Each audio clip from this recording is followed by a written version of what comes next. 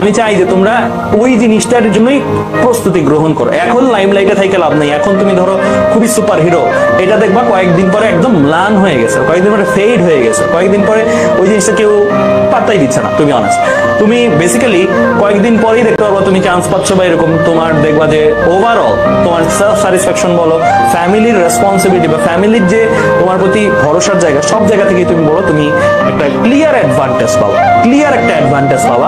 And hopefully তোমরা, আমি চাই না যে আমার স্টুডেন্ট যারা আছো বা আমাদের স্টুডেন্ট যারা আছো তারা আসলে কি মানে পড়াশোনা করছি করার কারণে করছি ওইভাবে না চিন্তা করে একটা কিছু হাসিল করে নিয়ে আসো, করছি করে একটা জিনিস অর্জন করে নিয়ে আসছি, যেন আফসোস না লাগে ওকে ফাইন এই পড়াশোনাটা আমার ভালো না। এন্ড আরেকটা কথা একটু সাবধান করি যে তোমাদের ব্যাচে বলো বা যে কোনো ব্যাচে এই জিনিসটা হয় খুবই কমন যে সিস্টেমকে দোষ দেওয়া হয়। লাইক মনে করা হয় যে এরকম যে সিস্টেমটা খারাপ, দ্যাটস ওয়াই আমাদের দেশে ভালো করা যায় না।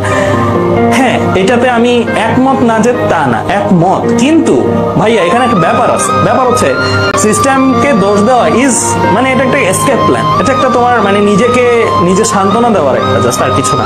মানে তুমি নিজের ব্যর্থতাটা কি সিস্টেমের উপর চাপাই দিলা, দ্যাটস ইট। হ্যাঁ, সিস্টেমের দোষ ছিল, অস্বীকার করবো না, কিন্তু তোমারও দোষ ছিল, এটা তুমি অস্বীকার করে গেলা।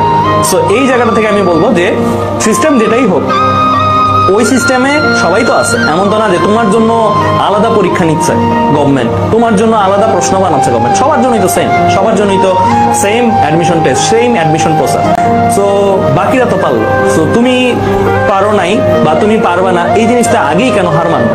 তুমি ট্রাই করো, ফাইট করো, হ্যাঁ, তারপরে যদি না পারো দেন আলাদা স্কোপ আছে, আলাদা ওয়ে আছে, দেন আলাদা ব্যাপার আছে।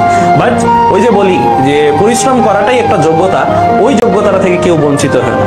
ওই যোগ্যতাটা সবার জন্য উন্মুক্ত, ওই যোগ্যতার কোনো সিট সংখ্যা নাই, ওই যোগ্যতায় কোনো এমন কিছু নাই যে হ্যাঁ এই কয়টা সিট আছে চান্স পাওয়ার জন্য, চান্স পাওয়ার জন্য আছে, কিন্তু এই কয়টা সিট যোগ্যতা অর্জনের জন্য নাই। যোগ্যতা অর্জনের জন্য অফুরন্ত সিট, পরিশ্রম করার যে যোগ্যতা, এই যোগ্যতার জন্য আনলিমিটেড সিট আছে। ঠিক আছে, তুমি এখন ওই যোগ্যতাটা অর্জন করবা কি করবা না, it's up to you. And ওই যোগ্যতাটা অর্জন করার পরে চান্স পাও বা না পাও, তুমি লাইফে অ্যাটলিস্ট এতটুকু বুঝবা যে ঠিক আছে লাইফের হার্ড টাইম গুলাকে কিভাবে ট্যাকেল করতে হয়, হার্ড টাইম গুলাতে কিভাবে নিজেকে পরিশ্রমী বানাইতে হয়। অ্যান্ড আমি আরেকটা কথাও বলি সবসময় যে অ্যাডমিশন লাইফ, এইচএসসি লাইফটা হচ্ছে মানুষকে অনেক বড় করে মেন্টালি। তুমি দেখবা যে তোমার